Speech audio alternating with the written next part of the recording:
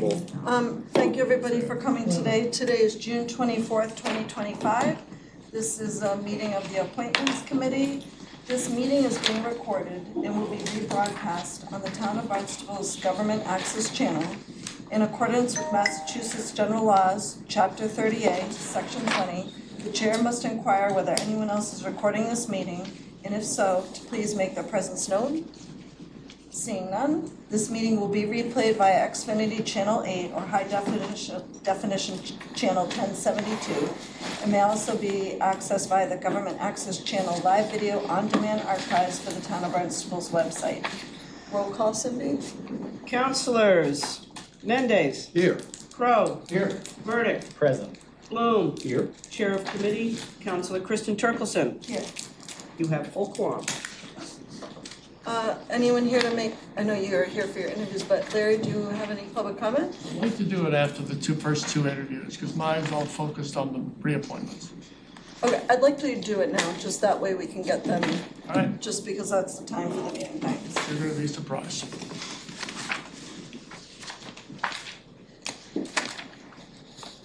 I'm not here about the documents that Cindy sent to you. I'm looking out for you to tell me when you want to talk about them. I am here, however, about the proposed reappointment for Kimberly Crowder to the Human Services Committee. I'm going to request that you hold off on reappointing her. I'll tell you why. I've got sheets for you on everything. I've gone through all of the minutes and every committee meeting since January of 2023. I've looked at every single meeting, every single agenda, every single minutes, every single video. I've looked at every single one of them. She has she's not appeared for more than half of them. She has not appeared for any of them since a year ago. She has done things with respect to, her name has appeared on the minutes, but there's no video to back it up. And in all likelihood, the chair has put her name on there because she wanted that to get to a quorum. So what I'd like you to consider doing is asking her to come in for an interview in July or August and explain what her status is. It's up to you. But it would be an injustice to reappoint her without knowing what you're dealing with. So I don't know how much more you'd like me to say. This is going to lay it all out for you. It covers everything for each of those. I made enough of these for all five of you. I'll give one to Cindy. Each of those what? Each minute, every single minute. Oh, okay, related to that one committee. Every single meeting is identified, and we have the three things that pop up usually: agenda, minutes, and video. It's amazing how many times there were no agendas and no videos. It's amazing. For the Human Services Committee. Human Services. That's because they don't have any staff support, so their meetings are unfortunately not recorded. But they were doing a lot without staff. They started doing it when Missy got involved. She started sending in minutes. Okay, but as far as videos, there will be no videos because it's not a, Well, there are a lot of videos. There were a lot. Back during, I think, COVID, am I correct, Cindy? They Right, were on Zoom. Right, yeah, back when So- I was their staff support person, I would use the Zoom and record them, and then there'd be a recording of it.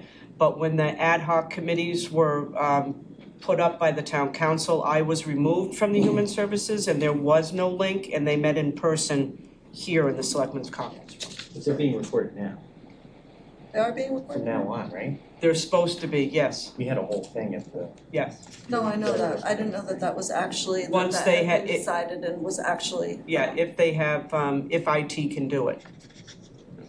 Okay. All right, so that's where I am. It's up to you whether you agree to consult this particular person. I'm also giving extra copies to John for his committee. Okay, perfect. All right, so I'll just hand them out. I'll stand up, I'll hand them out to you. Perfect. And then I'll stay if there's anything else that comes up, then we can discuss it. Okay, Okay? perfect. Thank Here's you. one for you. Thank you. I'll just pass these down.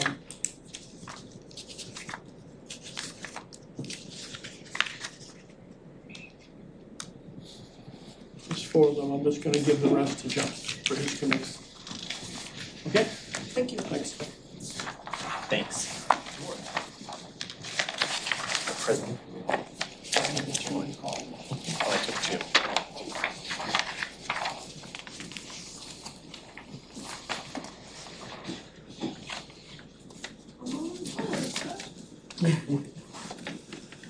Incredible.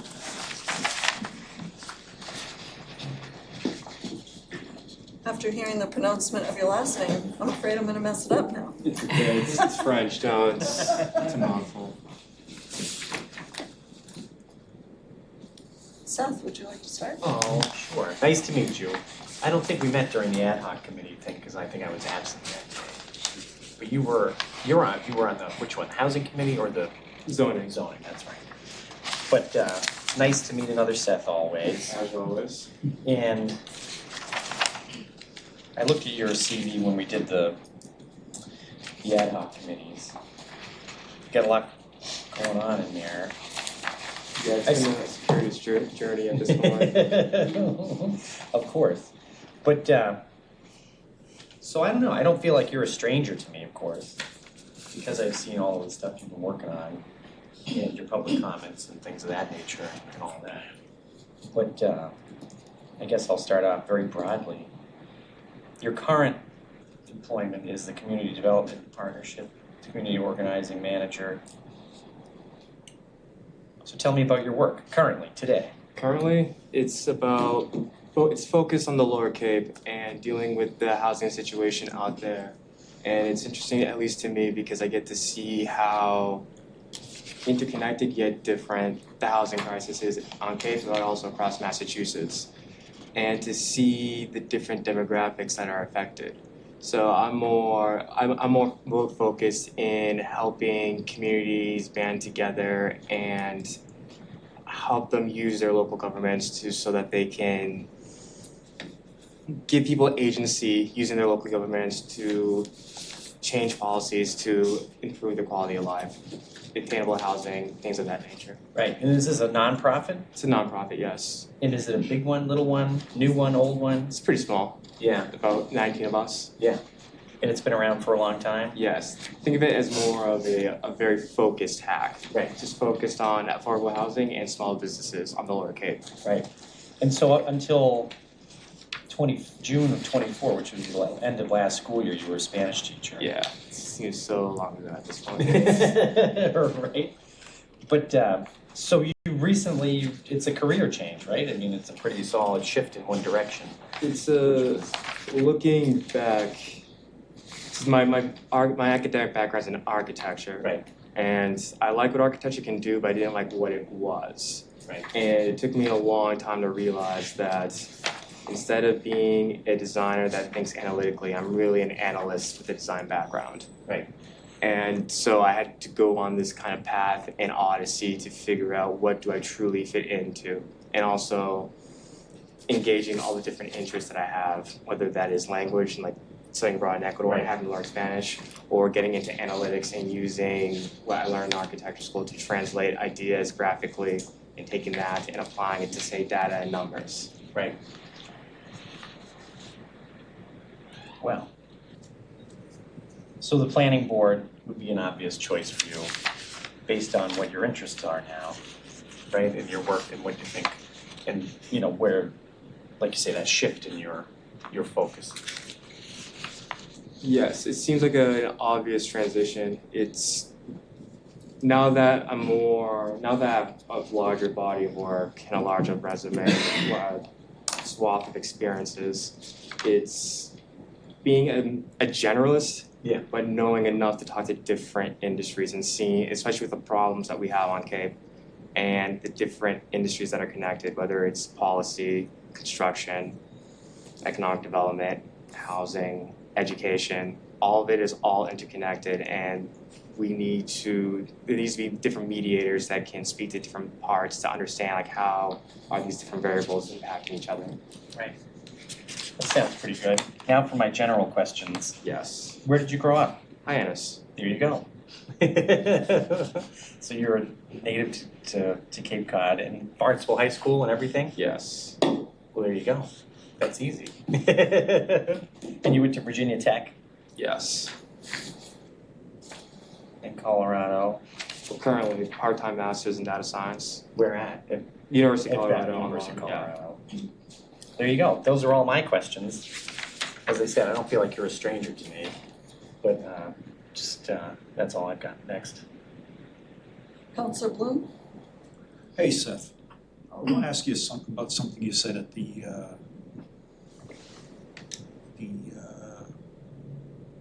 I think it was the 15th of May, when we were all giving the reports, the ad hoc reports. And you came up and you spoke very eloquently. And you said basically that the report was wonderful or amazing or something like that, you know, but you disagreed with it.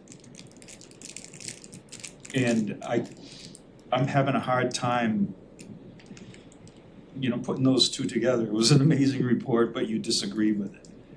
What did you mean by amazing? It's amazing in the level of detail that, I don't know if it's appropriate to drop names, but Bob put in an amazing report in terms of the level of detail and the explanations behind the recommendations. Yeah, okay.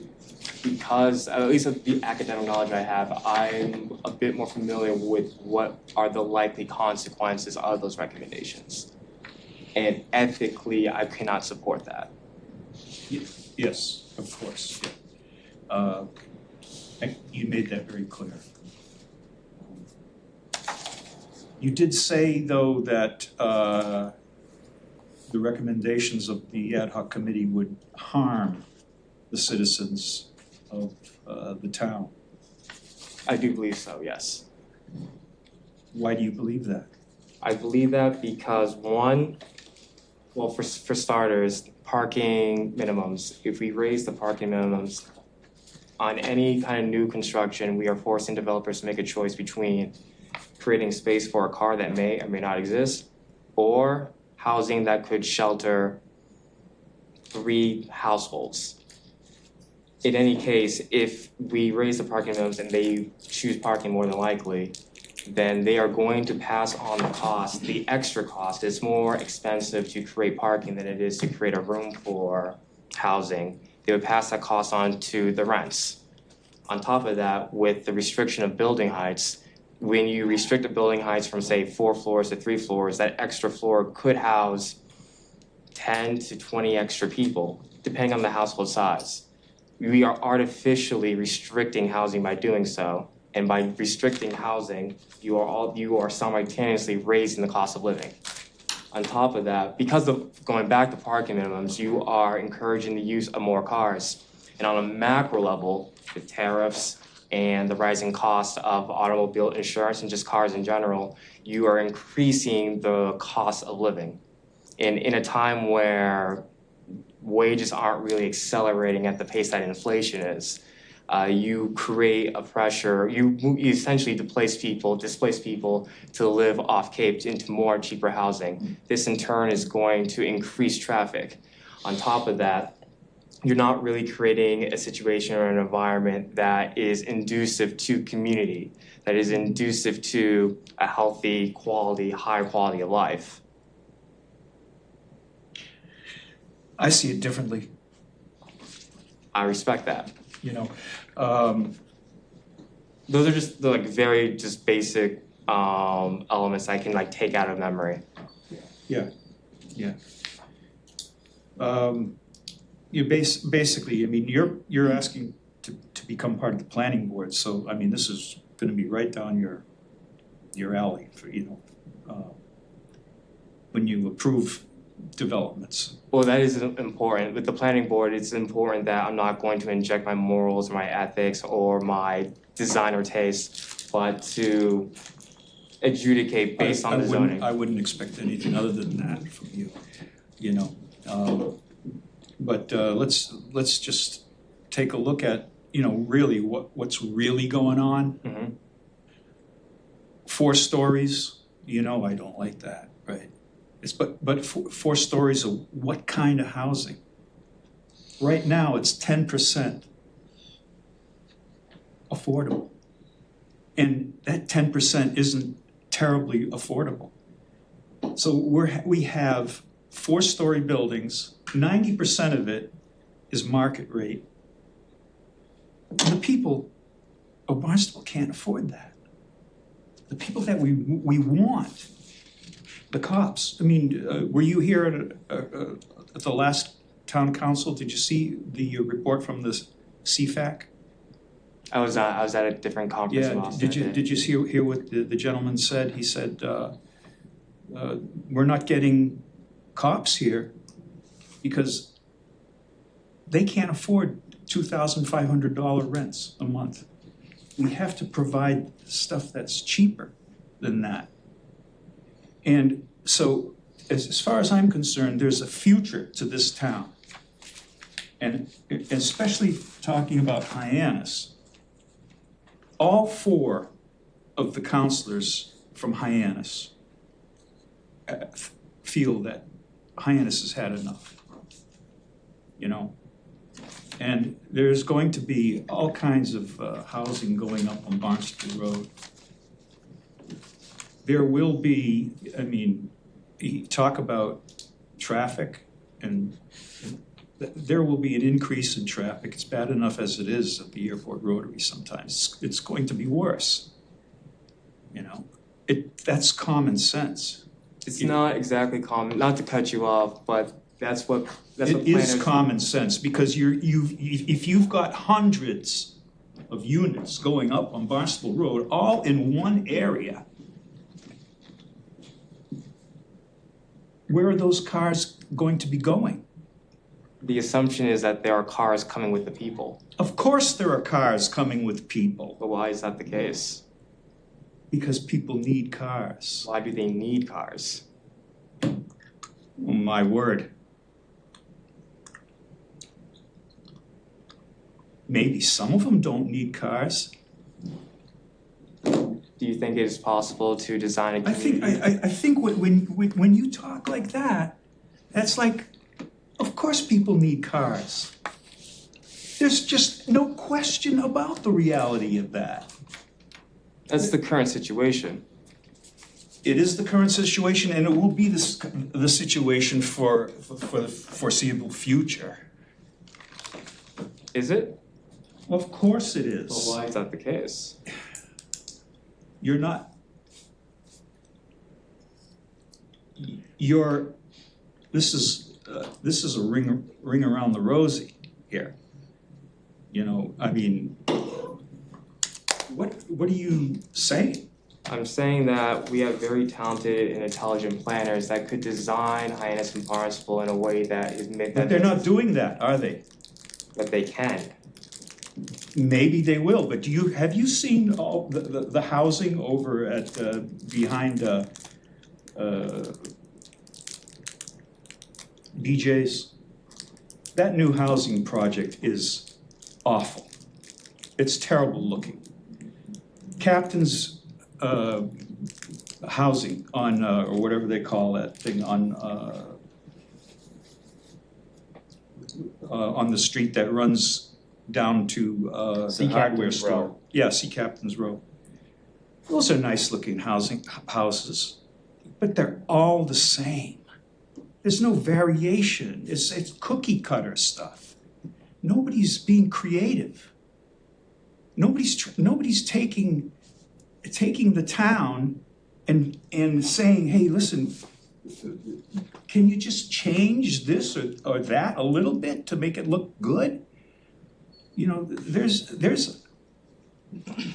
and the new ones on East Main Street, or Main Street, but the eastern end, you know, again, they're like cookie cutter housing things. The problem is, and you said it in your comments, Hyannis is taking the brunt of it, and the rest of the village needs to assume some responsibility. And I'm not sure exactly if you meant that, but No, actually, we would absolutely agree with that Yeah. statement. Yeah. But the problem is, if you're on the planning board and you have a by right situation for 4 stories, you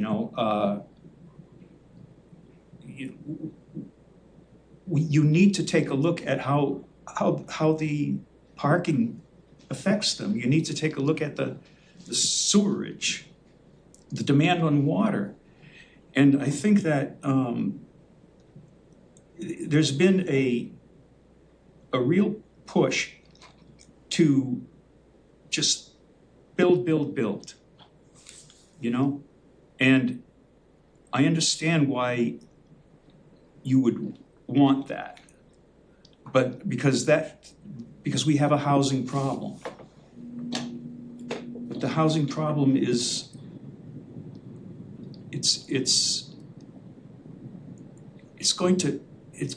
if we build, it's going to be detrimental to this town. Okay, go ahead. No, I wasn't gonna say that. I was gonna say,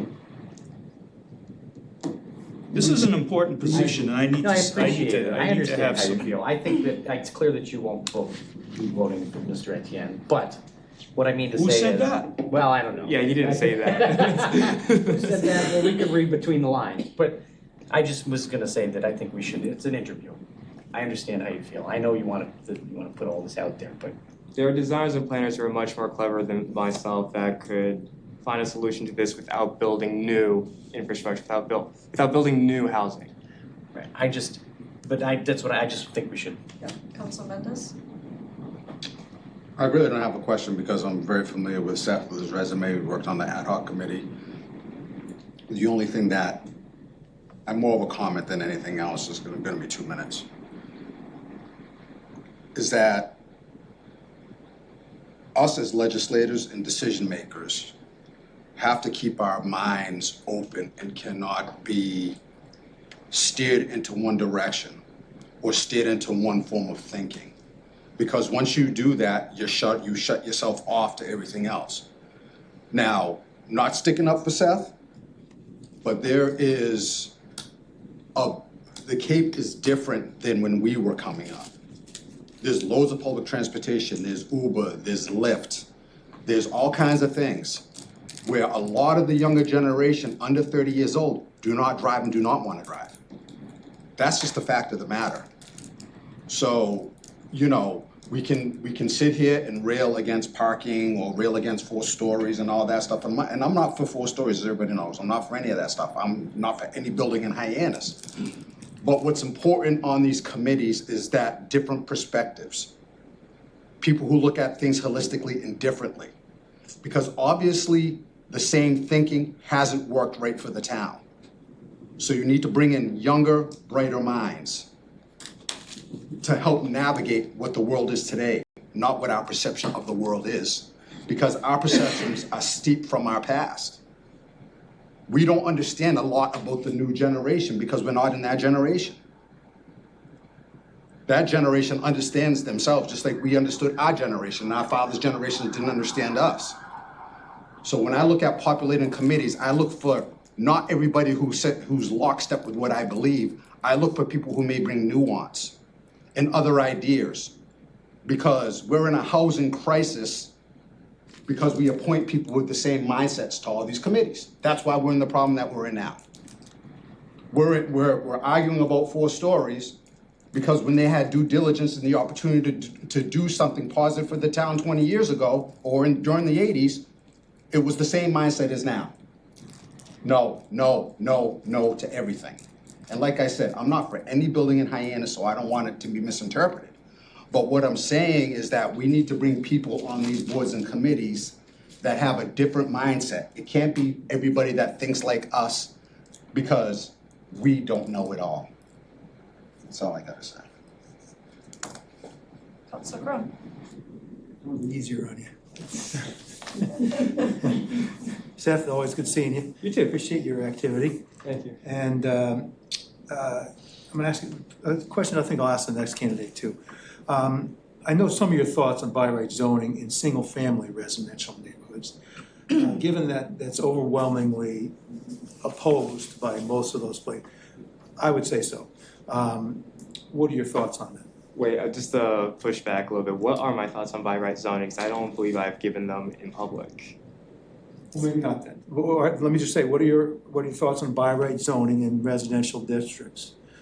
That was been proposed recently, and I haven't done enough research to give a proper opinion on that, to be honest. Single family housing, I believe, was designed in a time that fit that particular era. Yeah. But culture and demographics have changed completely. So let's think about single family housing zoning designed roughly in around the 60s, at a time where Councilman Turkelson couldn't even have a bank account without her husband's approval. I wasn't alive then, but that's. Yeah, that's right. Yeah, but it's a good time machine and you went back. Nowadays, when I graduated high school, my prom date's now a neurosurgeon at Mass Gen. People in my generation, we are marrying less, we are coupling less, we're having less children. The housing availability does not suit our needs.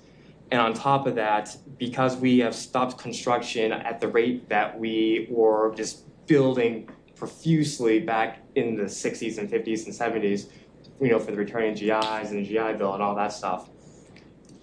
We don't have housing now that is suitable for our aging population. Yes, sure, like a house is your greatest asset. However, with the restriction of the housing supply, how are you going to downsize, or how are you going to cash out of that investment if no one can afford that investment to begin with? So we need to relook or revise single-family housing zoning and at least adapt it to allow more different kinds of houses, such as ADUs, possibly, duplexes, townhomes, things or housing typologies that are more appropriate for the elderly, small families just trying to get a first child, or even just young professionals, all around my age who are making a lot more money than I'm making right now. Because if we don't, we put ourselves in a situation where economically we will be in competition with, say, Fall River, New Bedford, Plymouth, as we are right now.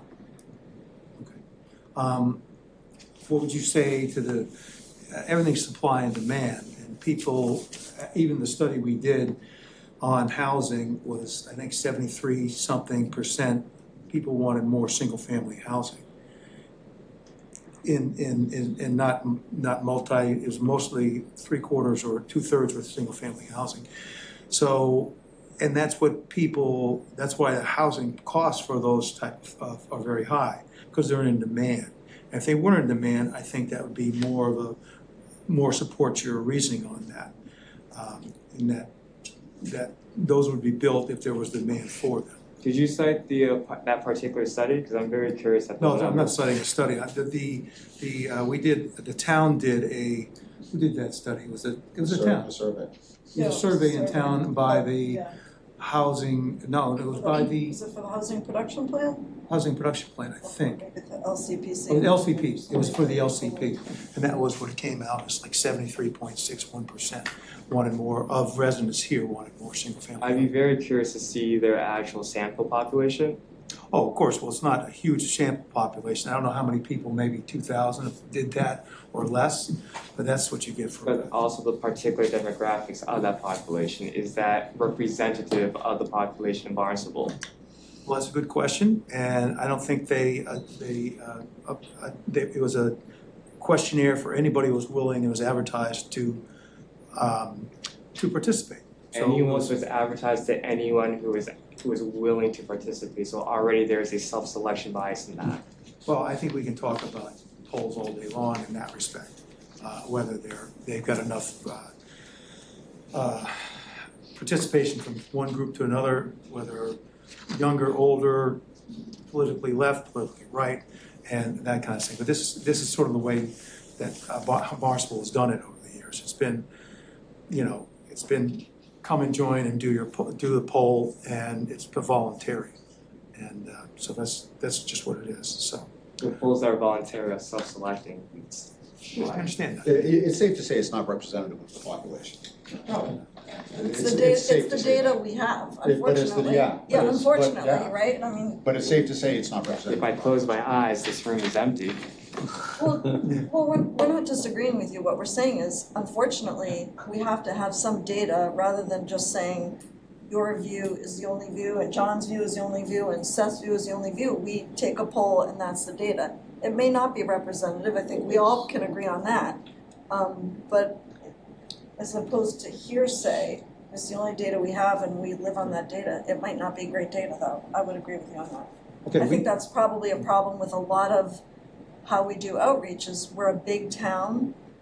You know, I don't know how many of your local friends that you grew up with that are still live here participate in local government or would take part in a survey. That's the part of the problem is reaching the people on many different economic levels that the decisions that we're making day in and day out impact. I would 100% agree with that statement. That is a real, I think everybody here would want more people to be speaking up.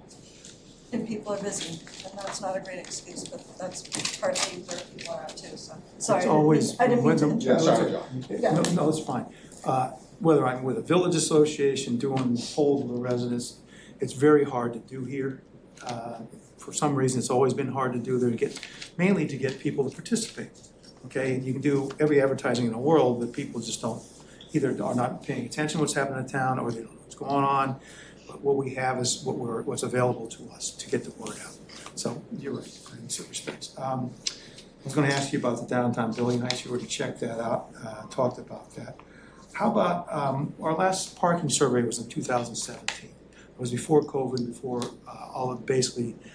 all these buildings being approved. Would you be in favor of updating that parking study so we've got more contemporary data on that to see about parking and what our needs are? Yes, I would love to have accurate data on parking, of course. It's kind of ironic that we're gonna speak about, yes, I would love accurate data on parking Yeah. after our previous conversation. Yeah, absolutely. My concern and hesitation is that I would not want that to be a distraction, or if there is a more efficient use of our time and energy towards a different issue. But yes, accurate data, I'm always gonna be in support of that. Yeah, okay. And, you know, we talked earlier about cars and no cars. I think the way you're thinking is a futuristic, future-looking. But at this point, I don't think anybody's looking to that right now. And the practicality of it is that if you want to go to the grocery store in downtown Hyannis, you need a car, unless you take the bus or unless you get an Uber back and forth. Now, what you were saying was interesting because the cost of a car, if you haven't seen the figures of how, if somebody goes all their errands using Uber, what would that be in correlation to owning a car? Which would be interesting to also know, the cost-wise. I do not know, but I would take a step back and think about the underlying assumptions of that question. One, why do they have to get an Uber to get that car? Maybe if they were truly cash strapped, they would use an app service to get those groceries delivered to them. That's possible too, yeah. Also, there's just so many little details or inferences that you can make from that statement. Why, look at where Whole Foods is placed on 132. If you live in downtown Hyannis, not only do you need to cross 132, but you also need to cross 28. It's already preventative towards people who don't own cars. So that's an extra cost on their life, their livelihoods. Yeah, I understand that, but that's what is, and what we're dealing with is what is, not what could be.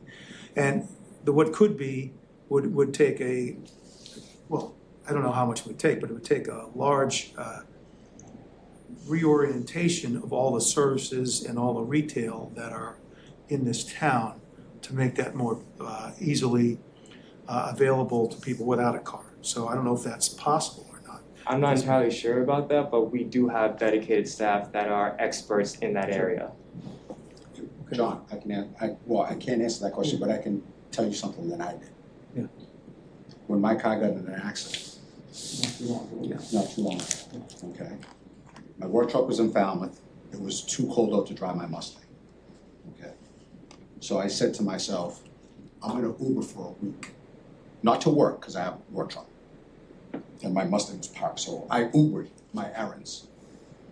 And it was actually more cost effective than owning a car. I can tell you that right off the rip. Because when you live that type of lifestyle, there are so many things. I did this Peapod thing for the first time. You know what I mean? I did the Uber grocery shopping stuff for the first time. And there's so many different ways that are cost effective that it's not like when we were younger growing up here, Kristen. There's a bus stop all down 28. You know, if we didn't have a Probably car. one in front of Whole Foods, I would imagine. Yeah, if we didn't have a car, we would have to hitchhike, because we just all ride our bikes like we used to from Marcel's Diana's. But it's very cost effective for their generation, because when you couple gas, car payment, insurance, maintenance, it's very cost effective. So that's what I was asking. Yeah, like I said, this is obviously it's not a scientific sample, and I'm not the right person to ask about it. But for me that week, I noticed I saved quite a bit of money. I still have my car payment, but if I didn't, I saved quite a bit of money. I really did. It was very cost effective. And somewhat related to that, in terms of just what's coming down the pipeline, there's data released by the U.S. Department of Transportation. There's roughly the same amount of people under the age of 19 as there are people aged between 70 and 74 who have licenses, just under 5 million. However, if I remember correctly, nearly 90% of people aged between 70 and 74 are currently driving with their license. Say it again. So between 77, they have, say what? So people aged between 70 and 74, 90% of that entire population has a license. People aged 19 and under, only 41% of that age group has a license. That's amazing. Wait, but 19 and under, that's birth to 19 years? They're Well, not- there's still this But they're not even able to get licenses from between. 0 I say to under 16. 19, it could be from 15 to 19. Okay. Yes, I'm that's what I saying, meant. like, that's a skewing of Yes. numbers. No, you're right to call me out on that. A Newburgh can't drive. Yeah, the 4 years, Exactly. 70, 74, 15 to 19. Yeah, it's 15 to probably 19. 4-year Yeah, blocks. yeah. Yeah, that makes sense. Okay. So a lot less people younger are not driving, is what you're Yes. saying. Like that is a growing trend. And that's not owning cars, that's just having a license, owning a license. Does that, And that's nationwide. How does that compare with 30 years ago, that same data set 30 years ago? I haven't checked. Because if the point is that owning a car is too expensive, insurance is too expensive, and gas is too expensive, then that might be precluding people in that younger age bracket from owning and driving a car compared to back in the day when you probably bought a Chevy Nova for $150 from a relative and you drove it until it My died. father gave me a 74 Dodge Okay, Charger. so, you know, I mean, like, the price of cars is very different now, and the way in which kids, want It or is. have or need is very different now. No, The way we have car payments is different now than 25 years ago when we bought a $500 car and we were happy with it. Now we're paying $500 a month for car payment, maybe at the low end of a car payment, so. That's a real low car payment. Yeah, I bought my car cash. Yeah, I had to save every penny I had. absolutely. $14,161, drove it off the lot. I did that twice, that's how I afforded a car. But like I was, if you don't mind, like I was saying before, is that, for us up here that are a little bit older, not this Seth, and he's a little younger, but for us, we base our decisions, of course, on what's best for the town, but also our life experiences play into our decisions. It's just the way that your brain works, and it takes a lot to look outside of yourself and say that, look, just because when I was 16, if I didn't have a license, I wasn't going anywhere. I had to have a license. But now these kids that are 16 don't need a license. They can hop a bus, they can hop an Uber, they can hop a Lyft. I mean, Or they're just staying home. or they just stay home, whatever. Or their but- parents are driving them. Or their parents drive. Well, my parents would say, go get a license. That's what my parents were telling me. But so that was kind of my point, and that's actually the whole driving thing is the perfect example of that, because it shows how culture is changing, and us that are on the other side of that change, we sometimes we find it hard to see that change because that's not our experience. Just my, Well, I think this town is probably a good test for that. Yeah. Versus urban versus rural. This is sort of in between, I think. Yeah. Rural, I can't imagine nobody having a license that's because why they get them at I 12. live way out in the middle of nowhere, you need Yeah. something. Absolutely. And so I think there's a difference there, but But you're right, John, I think this town is a good case study for that. that's all I got, Seth. Well, Excellent. thanks for answering the questions, I Yeah, appreciate it. sorry interview went a little left, but you I know. haven't had my question. Yeah. Okay, I'm like, Oh, that's right, sorry. you're not off the hot seat yet. Just a couple of questions. So it looks like from June of 24 until May of 25, there was a gap in your resume. What were you doing with yourself in that year? Oh, wait, so between last year and, June of 24 and May of 25, Yes. because I thought you were teaching at that point. So I did not know until I looked at your resume that you weren't teaching. I was so- not teaching, no. Yeah, so what were you doing with your time? So mainly ad hoc committee, masters for grad school for data science. Mainly those are the two main things I was doing in that time. Okay. And the community development partnership, that is an offshoot of HACK, correct? It is not an offshoot of a hack. I just use that as an example as an analogy to explain to people like what CDP does. Okay. And your work within the community organizing or the community development partnership, do you see in any way that your employment through them, your work with them might be a conflict of interest because of any potential building or development or those kinds of things related to, I think it's related to housing and those kinds of things that may be a conflict of interest by being on the planning board? Well, absolutely not. The planning board, I would assume, only deals with projects in Barnstable, and my work with CDP only involves work in the Lower Cape, two completely separate areas. Okay, and the data that you're gonna gather through your work at CDP, I know you said that you felt you were able to keep kind of your moral opinions out of that, but you're obviously collecting a lot of data and very knowledgeable. And we just had Councilor Mendez say we make our decisions informed on our experience. So I guess I'm just gonna ask you to speak to that one more time, how these kinds of your work, your professional work that you're doing, how you feel you can keep those separate so that it's not kind of bleeding into your planning board as a Barnstable resident member. One, I don't see why they would need to be separate since the work is done in two completely different jurisdictions. If anything, the work that I do in CDP shows me what's going on in Orleans, shows me what's going on in Chatham, in Eastham, in Wellfleet, in Provincetown. So it gives me a different lens of how planning works in communities that are, with demographics that are different than ours, much rural communities that are much more car dependent, communities that are much older and much more homogenous than ours. So it gives me insight of how different communities come together to solve problems that are based on their particular context.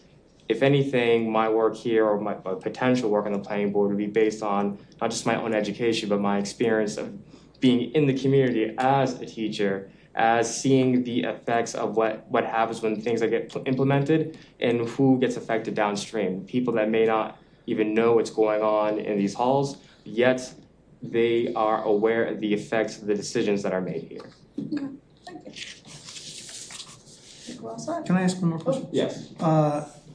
Community Development Partnership, is that your organization? Do you start that, or is that something that's already existing? That was already existing. Already existing. Yeah, it's, And do we know anybody who's involved with that, or who started it, or what the board, who's there, or yeah, I mean, like Wire Orleans versus somewhere else, and because I don't know too much about the lore. I will say that Hack focuses more so. Hack does do work in the Lower Cape, but the Lower Cape tends to be neglected on a Cape-wide scale. Okay. Barnstable has a population year-round population nearly 50,000. Yeah. Which it may be, if I don't know the exact numbers, but I would had to guess maybe triple the entire Lower Cape all combined. So when it comes to resources and attention, everything east of Yarmouth and Venice tends to get ignored. Do you know who the director is of that? I do. Who is it? Jay Colbert. Jay Colbert? Yes. I don't know that. Okay. All right, thank you. Welcome. Thank you very much, Seth. Welcome. Coming in. You've been on Good seeing you, the Seth. phone. Thank you. Thank you. Thank you. Don't listen to that. Go, Seth. I will vote for you. Thank you. Apologies for not responding to that email chain. I'm awful at responding You to know, messages. we had many discussions like that at the ad hoc committee, you know, it is, there's nothing personal. Never. It's matter of experiences, but like that's where the respect and like compromise comes through. Yeah, absolutely. You might love this. It's okay. Oh, weird. Samantha. Hi, Samantha, yours, I'm sure won't be as long. Yeah, really. You know. can I do ditto? Does that work here? I also brought one resume, so that's convenient for all of you. But I took a resume course with Mass Hire, and I broke the rules because mine's 3 pages long. Oh, jeez. So then I made a short version, so maybe I can just spread it this way. What is the rule? How many pages do you say? They really want you to condense it to 2 pages and then a cover letter. Well, it used to be one in a cover letter. No. I know. And then I didn't even think a cover letter was like a thing again. So then I was like, oh man, now I gotta go back. But Keeps changing. it It does. used to be called a resume, now it's a CV. See? Back in mine. Just ask me. She was like, how do you feel? I said something. Counselor Bloom, when you're done scrolling through that, you Sure. wanna see what jumps out at you? Thanks.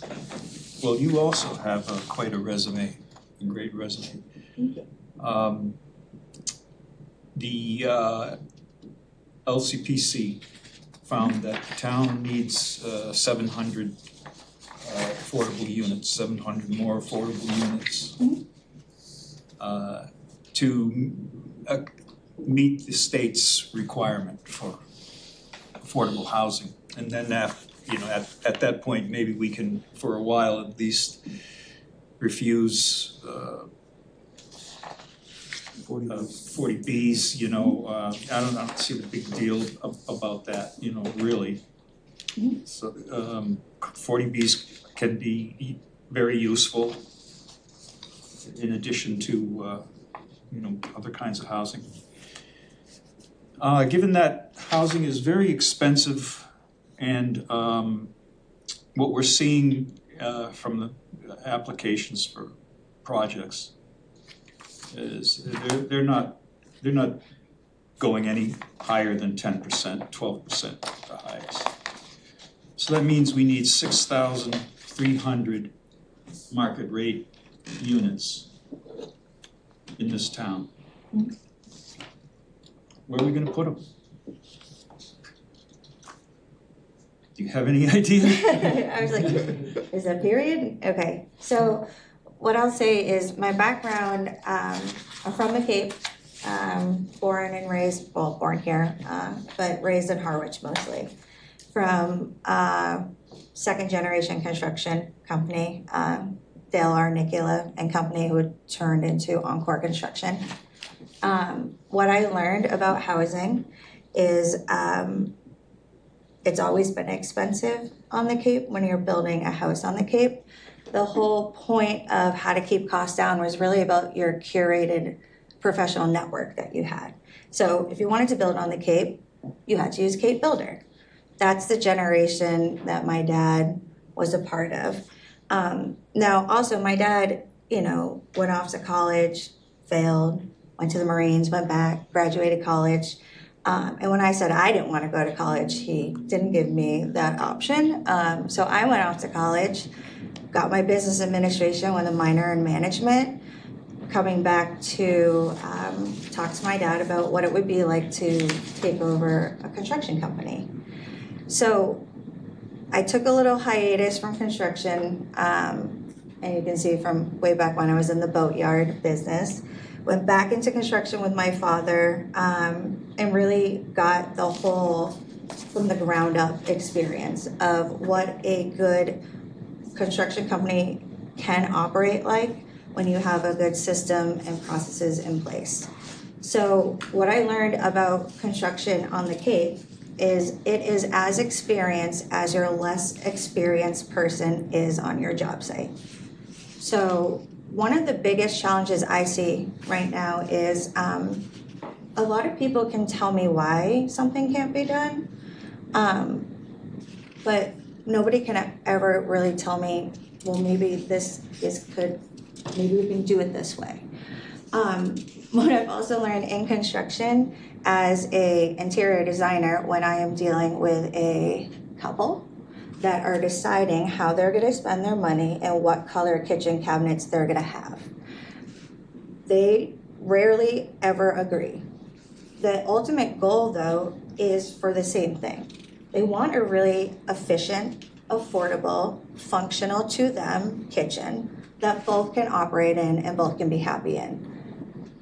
With the processes that I know with construction, I can create that harmonious agreement between people. Expectations, to me, that are just something that puts a lot of responsibility on the person expecting. So my whole idea of this processes with construction is everybody agrees to what we're ultimately doing. Just listening to your conversation here with Seth, I heard a lot of different views, but ultimately you guys are saying the same thing. Ultimately, we all want to work to the same thing. And right now, talking about the planning board, that means what kind of developments, how are we going to achieve the same thing? We have generational knowledge on the Cape. We also have new knowledge on the Cape. There can be a blend of the two where we talk about parking versus housing units. Why can't we do both? Okay, well, let's figure out why we can't do both and let's weigh out the options. Because again, to me, in building, there's always multiple options. It's how much we're willing to spend. So again, I need to be able to present a cost to a client based off of a budget that I already know. I'm not going to design something that is way out of their budget just because I can. So to kind of come back all the way around, I feel like there is a solution to the housing crisis everywhere, specifically on Cape Cod, specifically speaking to Barnstable. When it comes to certain restrictions, requirements, etc., everybody's going to have views on everything. I would be a liar if I said that as soon as ADUs became something by right, which felt like it should be really exciting, I think was the first moment in my life that I realized, hold on, each town decided what was happening in the town collectively, and now by right something different's going to happen. So for me, what was hard was I'm for that. I'm advocating hugely for people to be able to have housing on a place that I was fortunate enough to grow up and live in and have my family here and raising my kids. I'm really fortunate and privileged to be able to do that. So what I want to really bring to the table when it comes to any kind of building or ADUs is the whole theory of just because we can, should we? Do we need to? And is this the right way to do it? And how and what defines the right way? Again, when we're talking about construction, I already heard, I'm not coming to you with a 4-story idea. That's just not going to happen, And over here, I might, really want to be thinking about, the parking or some other kind of stats that we need to take. But I think collectively, again, with all the different wealth and all the different passions, the whole point of a planning board, and to me, in the construction world, would be really the operations, the processes that allow us to look at not the people in their rooms, but again, the process, what are we doing? Because again, I'm going to feel some way in some cases when it comes to just building a house. I feel very specific that if my crown is touching like that, there better be a perfect 45-degree miter cut on that. If you butt cut that, I have that standard that that's not gonna happen. But just because that's my standard and what I claim as excellent, doesn't mean that's what you also claim as your standard and what you deem as excellent. So then we need to have a conversation about it. And I think we can both agree that we want our crown molding to look excellent. We might have different ways of approaching it, and what is the best solution to that? So I don't know if I kind of talked a little bit around as the whole thing. Well, I think it was very helpful for everybody to Yeah. hear, where you're coming from. Yeah, so it's really, And it's I construction. I like the caution that you expressed in just because you can doesn't mean you should. Thank you. Councilor Crowe? Change up the order? Changing up the order, keeping it fresh, keeping you on your toes. Well, actually, you have a construction background, which is very helpful. What made you decide to run for the planning board? To be completely frank, my friends were sick of hearing me complain about things, and they were like, you need to start talking and really being a part of this bigger picture. Again, I grew up on Park Street in Harwich, and it takes a village. My mom raised me that way. It takes a village. I've been saying that forever. Back in my day, we were Harwich Rough Riders. There was no other village except for Harwich. At this point, growing up now, becoming an adult on the Cape, it takes all the villages. We can't have that, this is Harwich, Harwich pride and Barnstable. We can still have the pride, but we all need to collectively work together as a whole. Because yes, housing is a huge problem. ADUs are a great option. But if we're talking about affordable housing and affordable options, I don't see how ADU is the right solution. So my problem sometimes with, look at this great thing that you get to do, okay, this is great, but for who? What are we talking about? Are you talking about this is a great option for affordable housing because you have not, if you say that, then you haven't built on Cape Cod. The other thing with that, when we see options go up, I have to agree with you, I am not a fan of the same look everywhere. When it comes to design, again, from a residential standpoint, I want everything to feel like it's that one person's, and they don't drive down the street and go, oh, that looks just like my house.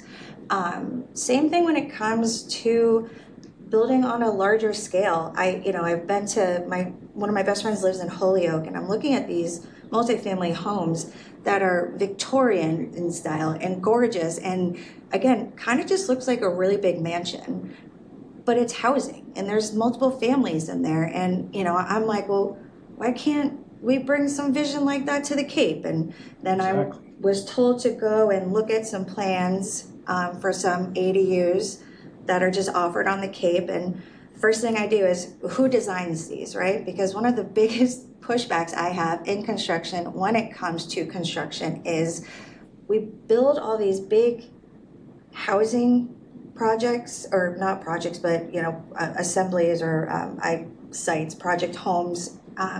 We build all of that because we want to promote housing. But then at the same time, there's no commitment to using local Cape Cod builders, local Cape Cod suppliers. So, okay, so we're building this housing to make it affordable, but what about the workforce that really needs the money here? Is it as expensive to go off and work off Cape versus working on Cape? No, you're probably gonna save money. But again, just because you can, in that case, should you? Because if we can really maintain realistic budgets to build affordable housing for the workforce on the Cape that really needs it, can we knock out two things at once? Not completely, but can we put a good foot forward to really pave the way to say, hey guys, look what we did in Barnstable, and if we did this and really committed to our town and our people in our town, to supplying them with this great opportunity in the workforces that they are, if we can do that, that means everybody else can. And if they don't, that's a choice. So. Well, I like your answer on the, at least on the architectural aspect. That's always been my pet peeve here. Why do we have buildings that are rectangles and they put a cupola and they say that's Barnstable? Yeah. And they're ugly to me. And Historically, a little- salt boxes are what you're gonna find first in a thatch house in Barnstable. A little imagination and not a lot of extra money could be made to cosmetically look at, so that people can find their home, because it doesn't look just like this one over here, or their building, and I think that's important, so I like what you said about that. What are your ideas, because there's all kinds of factors in building affordable housing. We seem to be great at building unaffordable housing, and we're doing that, we're putting 1,000 units in the next, whenever. What are your thoughts about how to go about getting that here, considering the land cost, the building cost, and all kinds of things that will make it work? So I would approach this from a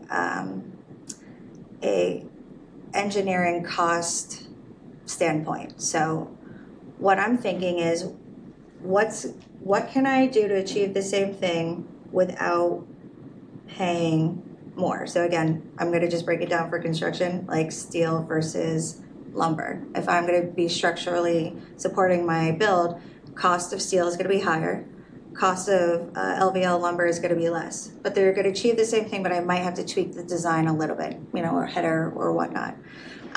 The same approach, I think, is here. So, for example, fortunate to have 2 homes on Cape Cod, one in Hyannis and one in Yarmouth.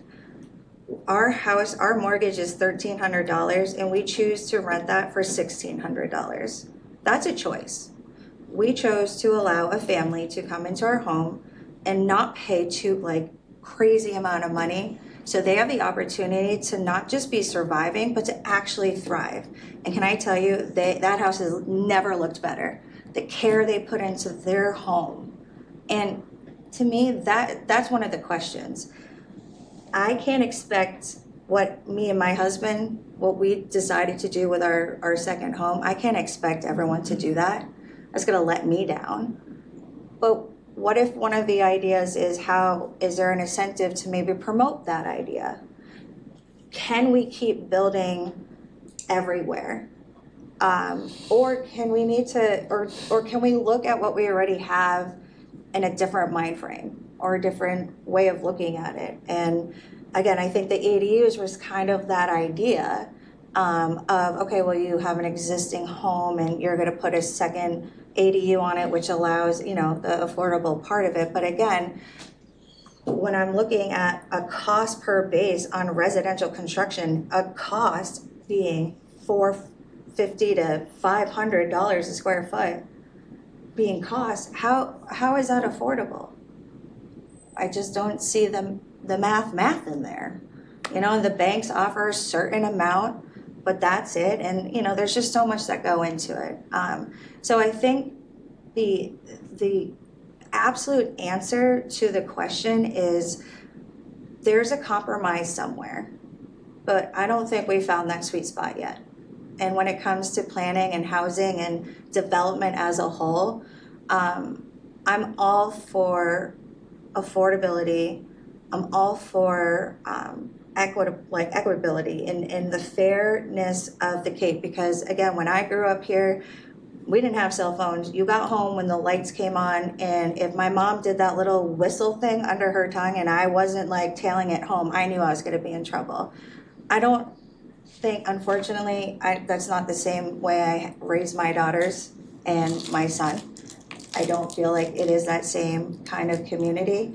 But I think overall there are the same people in those communities that all want the same thing. And I think sitting here, we all want the same thing. We all want what's best for Barnstable in this department. We all have different ideas. We all have different means of getting to the same thing. It's, we're all gonna start here. We have this in the middle, but the ultimate goal, again, in my mind, should be what is best for the place that we call home. One more question. We had two ad hoc subcommittees, one on zoning and regulatory agreements that I was on. I was on both of them. Some of us were on one or the other, and one on housing. And each of them came out with recommendations for the town council, 4 or 5. And both of them actually had something on short-term rentals. What are your ideas about short-term rentals, whether we regulate them, and how do they affect the housing stock for people here that are year-round, low to medium, regular, standard income for the Cape? Yeah. So part one of that is what I've learned in operations is processes are a piece of paper, and if you don't have somebody that's going to enforce it, then it's just a waste of time, and you're going to end up with people's expectations not being met, and you're going to end up with a lot of conflict. And I think we've seen that where people are trying to enforce certain short-term regulations, but again, everyone will say the same thing. Well, who's enforcing this?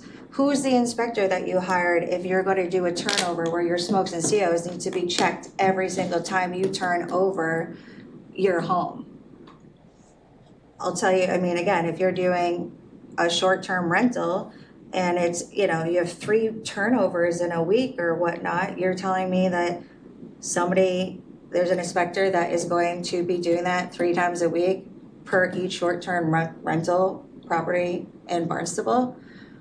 I mean, maybe you're probably gonna need more than one inspector in that case. So again, I'm all for something that protects people when it comes to the safety of their home. We hear horror stories all the time, and the horror stories that are preventable by far, to me, hit the worst. There's no reason a smoke and CO detector should not be working in any home, period. There's really no excuse for that. Now, if you're telling me that it's not just your home, but these are other families coming into that home, and you're liable for those families, this is even more important. So it's very important to secure the safety of people in their homes when it comes to short-term rentals, especially, like I said, with smokes and COs. Now, the other thing that I can say, my personal experience, I had a couple of years ago in our neighborhood, somebody moved in and we realized it was on VRBO and there was no minimum of night stay. And I'm like, all right, well, that's kind of like, I mean, we're on Arrowhead Road, or Drive. There's not like, I mean, Stevens Shoes is open now, so like I get it, like we're real close to that, so like that's a treasure. But I'm like, why would somebody just want to come here one night? Like, we're not really that close to like a major, like it just to me was like, I don't like the safety feeling of like, how vetted are these people? Personally, that was my concern. It was not who are the people, nothing like that. It was more what kind of safety, like what is the safety protection of people in my residential neighborhood? So I think there's a time and place for everything. I think that short-term rentals make a huge impact in certain communities. Nantucket, Martha's Vineyard, I don't think they'd be able to survive without having those kind of short-term rentals. But again, I think what we need to make sure is our community, how supportive are those short-term rentals to our community from a financial standpoint? If it's something that we can't really forego, then we really need to figure out a way to regulate and enforce it. And we need to enforce it with a priority that we're keeping everybody safe in the communities that they're participating in. Now, what does that mean? How do we keep them safe? I'm sure a bunch of people have different ideas, inspections, certain zoning requirements, et cetera. So, I think that overall, again, is something that needs to really be hashed out with everybody understanding the ultimate goal is we keep everybody in the communities that are having short-term rentals safe. Okay, I just want to expand on that because I think what I was really asking for is, I think we have something, there's been talking about where I saw this, but it's I think it's the town figures. Something like 9,000 properties have been taken off year-round rentals in this town or for short-term rentals. Okay, that kicks out the low-income people from year-round, and most of them go 8-month rental, and then you're out for the spring and summer, and early fall. So what would you suggest to do about that? Because that really comes down to how much affordable housing we have and how Right. much year-round housing. So Right. we do get money from that, the tax revenue from those short-term rentals through the state. But then again, we're spending a lot of money building homes here or trying to find solutions. So it's basically, you know, we gain this, but we lose this. So at the same time, so what are your thoughts about regulating short-term rentals in such a way that will discourage those from coming and also encourage those who have rental properties to go year-round? Because there's a very big, vast difference in what the incomes on both of those are. Yeah. Okay, but what it's doing is making our town spend huge amounts of money and effort on addition to losing that to making those back up as some kind of affordable. We're sort of losing, pushing that rock up the hill, we're going backwards. Sure. So what is your thought on that? So again, I think one point I'll say again is I made the choice to not charge what I could have charged. That's just me as a person. Well, let's not use that as the but sole I- example, because No, I most understand. people are not gonna do it. They're Sure. doing it for profit. for profit, but also this is an expensive place to live, so I don't blame them, okay? Sure. They have to pay their own bills. Sure. So, let's just not use that one particular example about what you did out of Sure. the generosity of your heart, Sure. but as for what the average investor is doing for this. Sure. And what's So gonna- what I how's was it gonna gonna say is I can't, again, just to reiterate that what I was going to finish saying is I can't expect that choice to be made.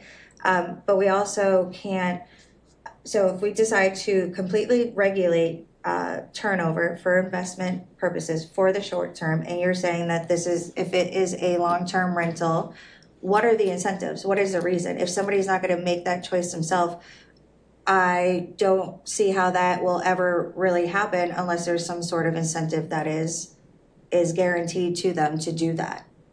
I see a lot of places that are doing that where there is an incentive if you make, you know, there's only maybe 2 turnovers a year. There's been talks of different, you know, communities doing that. So again, I think just saying that it can't happen is not, that won't happen. I think making it more desirable to not want to do that for everybody is an important way to do it. Now, how can that be done that's also affordable would be the question. So to me, the challenge here is, like I said, or you said, how are we going to take away, you know, we don't want to take away profit or income from anyone, but is there a trade-off? Is there something that, well, you're not going to get this amount based off the amount of turnkeys you have, but in the end, we are able to offer X, Y, Z. So I think it's really figuring out how much money there is on the table that's being spent the way it is here now, and saying if we were to change this or shift it or offer an incentive or do something different, where do the costs lie on that? Is that something the town is able to really accommodate? You're going for the incentive that somebody has to pay for. Say the town has to pay for incentives. What about just regulating their ability to short-term rent in the first place? Why is it the town needs to incent somebody to not do it when they can regulate them not to do that? So would you regulate it with zoning, or would you regulate it with deeds? Like what are your means of regulation? Will you regulate how long they can be rented, how many weeks they can be rented in a year? And how is that enforced? We are working on enforcement in this town. That's one of the things that may come up, because that's something we're talking about moving forward with the short-term rental regulations. Sure. Yeah. Okay, so a lot of people say is like, oh, we'll just incent people. Well, you can't, if they're making, gross $5,000 a week in some of these houses, but let's say an average one here, say you don't get that much money, but you make $2,500 or something like that.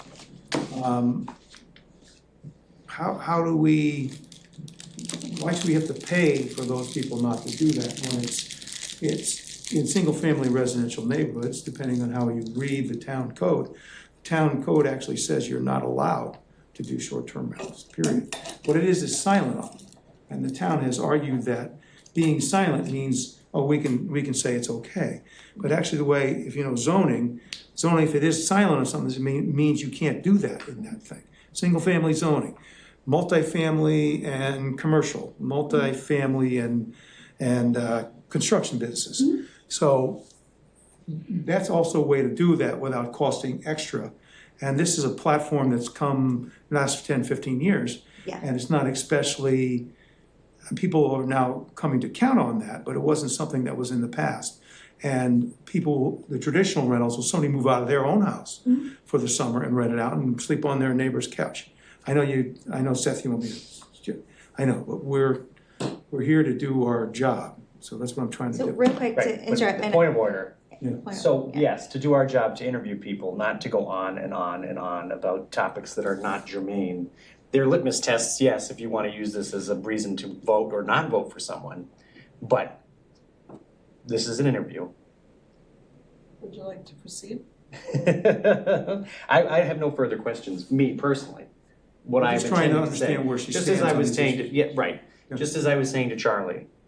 Mhm. What's germane to the interview process? I understand you guys want to ask litmus test questions, but how long are we gonna go on with it? That's all. Councilor Mendez? No questions. I just have a couple questions. Sure. How long have you been in Hyannis for? So we moved in 2020, Okay, and your kids are how old? 16 and a half, 13 and 5. Okay.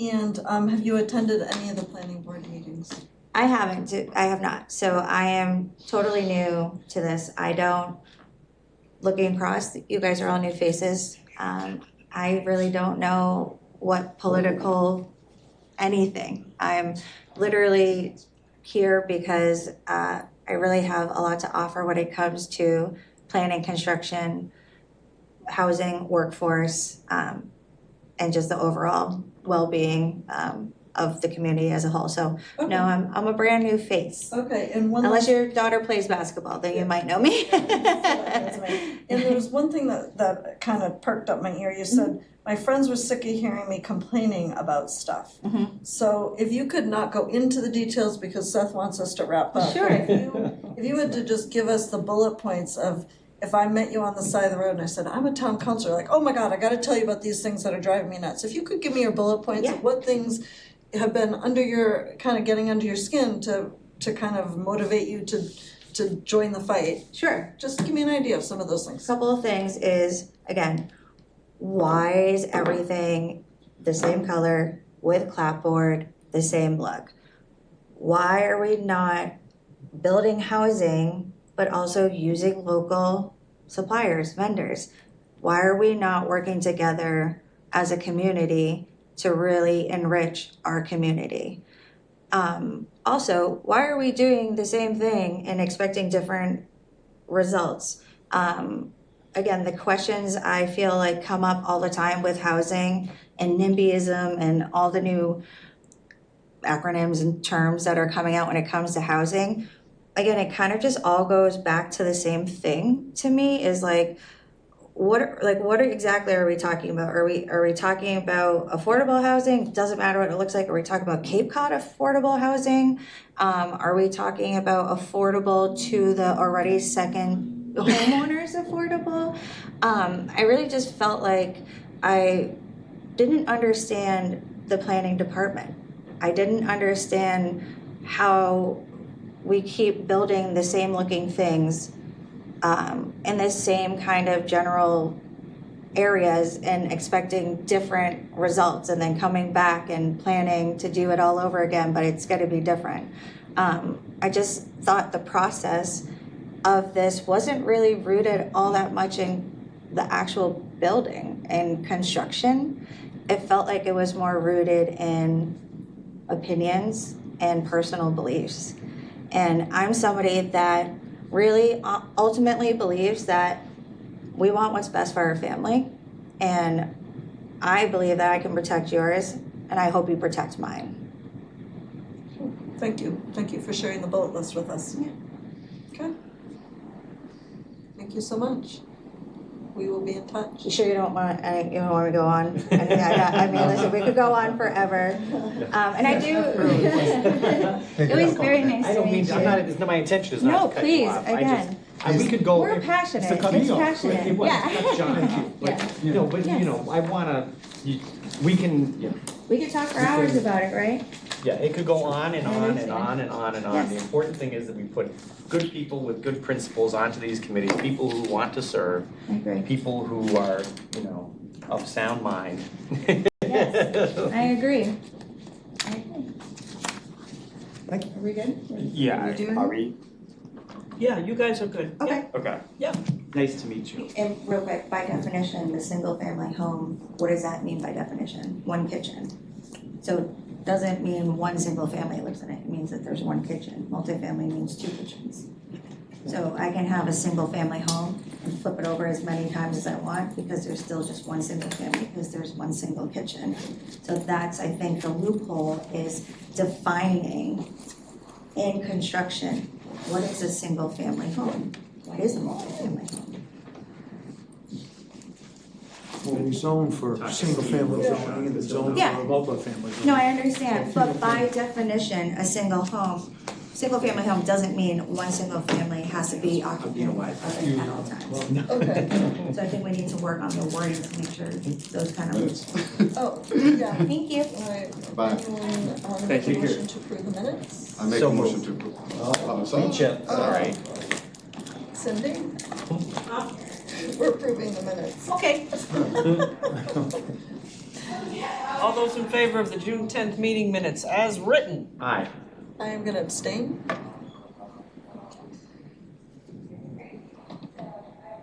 And I just wanna open up the committee to discuss, Mr. Moran's comment about the Human Services Committee.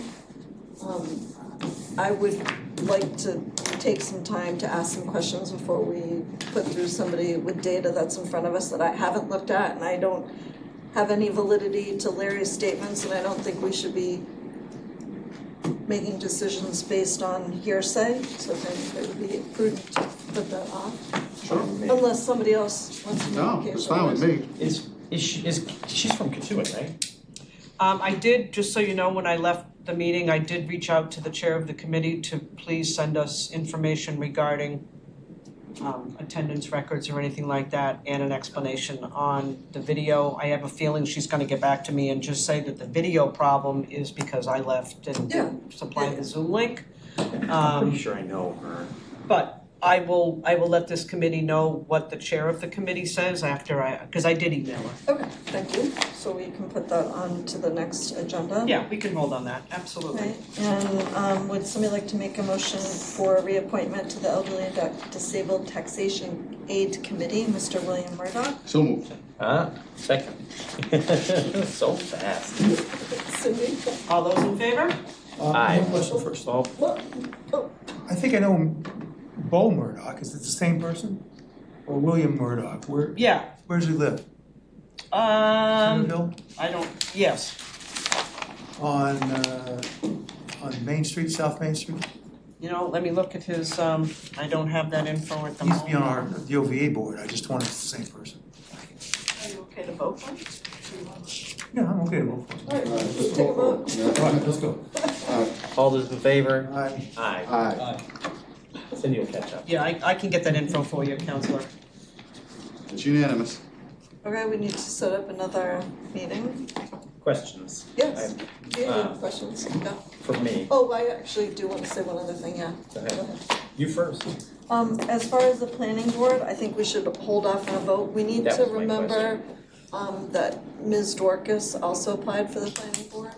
Yes. So I think we should review her interview so that we're up to speed, so that the next meeting we can make a decision. Sure. Are we gonna bring in the two that are coming up? Meaning the two that are, did they both say they didn't wanna come back? There's I only thought they- one, no, there's only There's only one one spot? that is coming back, and I reached out to him, but he didn't have enough time to rearrange his schedule for today's meeting. Uh-huh. It's Mr. Sexton. Yeah, from Katuitt, Ray Sexton and Michael Messinas, right? No, No, it's just, there's no, just, Mr. Twist is is stepping- not, Oh, he left. yeah, he That's right. chose Okay. not to be reappointed, so there's one vacancy, and One one reappointment. reappointment. Alright, so we need to make a decision whether we're gonna bring Mr. Sex. So he reached out to him about an interview and he couldn't come today, is what you're saying? Yeah, I gave him too short of a notice. Okay, that's fine, so we With can his invite him work. to the next meeting? Yeah, whenever you set the next meeting, he Okay. said that he would be more than happy to Okay, thank you. come in. Fine by me. That was what my question was. Yeah. And that there were other, because when, at our prior meeting, there was a big list of appointments, some of which we did, and then there were some that you had wanted deferred until this meeting or Yeah. at future meetings. Yeah, the Conservation Commission, the Planning Board, Hyannis Main Street Waterfront Historic District Commission have all been pulled off the reappointments until the chair has decided to put them back on. So are we gonna do one at a time, or are we gonna set up a good agenda for this next meeting? No, I think set up a good agenda for Okay, next good. meeting. I just think we didn't have time because I Yes. pulled those the people off so late. Right. And just a comment on my end, it's not that I'm trying to rush people along or whatever. John, you have many, many questions, it's just Charlie, and we have a lot of, ground to cover sometimes. But I think that sometimes we get a little philosophical with people, then that, I don't know that that's necessarily, for me anyway, I don't know if it hits the mark. Like, for instance, this young lady that we talked to today, we're not gonna vote on her for a month. You could call her tomorrow and have a 2-hour conversation with her about every topic under the sun. That was my point. I didn't want you to think that I was being like, quiet, John, I don't wanna hear it anymore. But you know what I mean. I understand, because a lot of these things are very far-reaching, and the planning board, important thing to remember about the planning board is the planning board it by and large recommends stuff to the town council. Sure. You know what I mean? Nothing about the parking is changing based on any action of the planning board. All those things, form-based code, everything. Whoever we appoint to these board, it really is still our decision. So I wonder about, how direct or how specific the questioning is relative to a specific topic, which I know is of great importance to you, but is ultimately our responsibility. Do you know what I mean? And they can make a recommendation, or Charlie, just as you, it's that same thing. You may care a lot about how he feels particularly about that, but it really isn't up to them, it's up to us. And then that's what I meant when I said litmus test questions, that I won't put a person that I think believes this thing on that committee because I personally disagree with that. And I think that that is a slippery slope, because ultimately it's our decision. And it goes to, what you just said goes to kind of what I said. That's the reason why this Right, town because is in the one position way that we're in thinking. now, because everybody votes for people who think like them. And then you Which get, in politics is, it happens, but it's got us very far. but you have to bring different perspectives from different people and listen to those perspectives. That's what I'm saying. That's what, I agree with Jeff. I wanted to feel her out about a number of issues, okay? And she obviously had thought about all this thing fairly, she was well-spoken, knew a lot, has a good resume.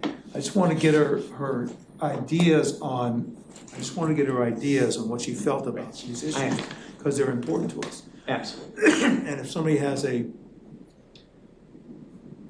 whether you have an agenda or don't have an agenda, okay, you want to find out where that person stands as much as you can, and just go from that direction.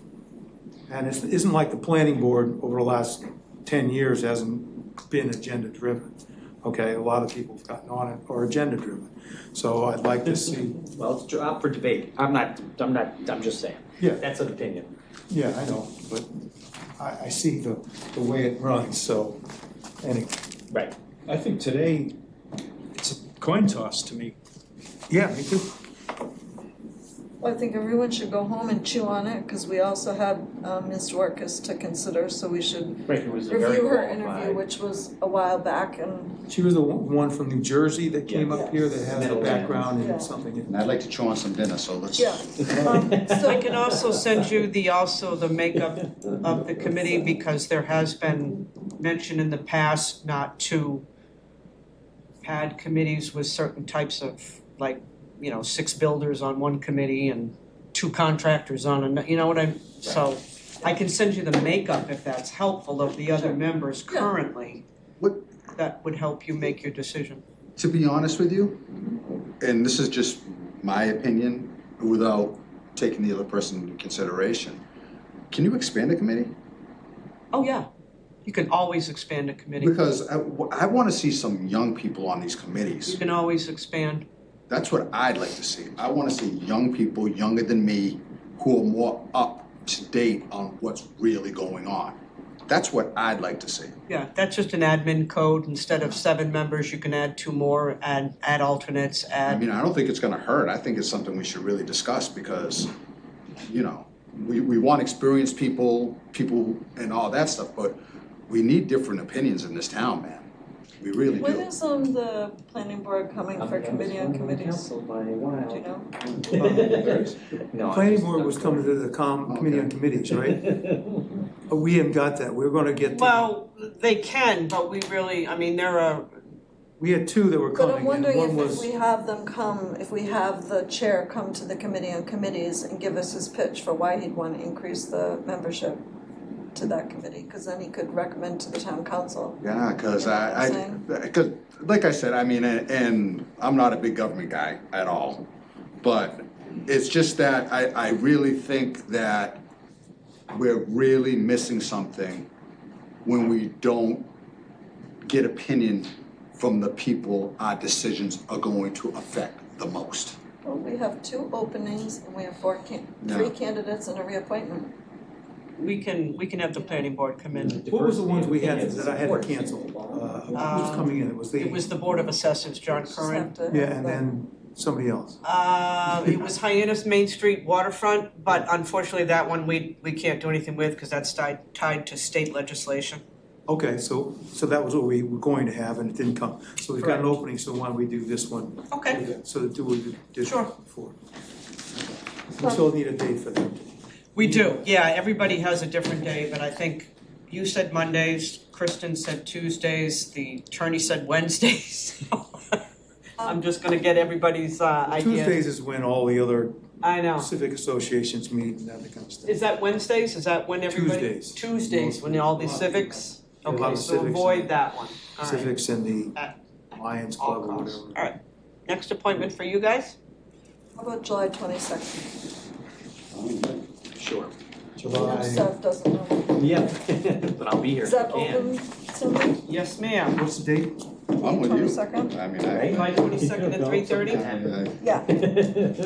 That's, So you look like you're. July 22nd. You know, Well, you're very cash. Well, it's actually what happened today was. No, it's Oh, I'm July looking at 22nd, it's a August, I'm Tuesday. Was the heat? Oh, couldn't work. Well, I did some stuff, I did some stuff inside this Can one we make a, because of the can heat. we make a motion to adjourn? Make a motion to adjourn. All those in favor? Aye. Aye. You are adjourned. Yes.